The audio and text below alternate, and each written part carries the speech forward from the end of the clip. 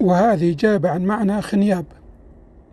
خنياب كلمة قديمة مستعملة في بعض المناطق في العراق، ولها معنى أساسي وهو زيادة منسوب النهر، سواء كان نهر دجلة والفرات، يقولون النهر خنياب. هنا أقول أن خنياب التي تعني زيادة منسوب النهر هي تحريف خنابو، وهي كلمة عراقية أصيلة من اللغة العراقية القديمة، أي اللغة الأكادية، وتعني حرفيا الزيادة الكثيرة والنمو بغزارة، وتعني أيضا نضارة الشباب وحلاوته.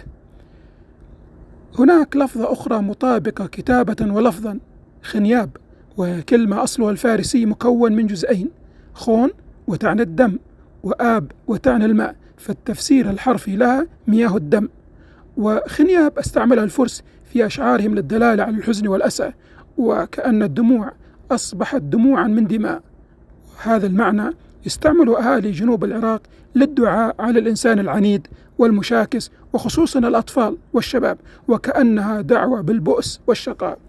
ولمعرفة المزيد من معاني الألفاظ والأسماء تابعوا حسابي محبكم محسن عطيات، وشكرا لكم.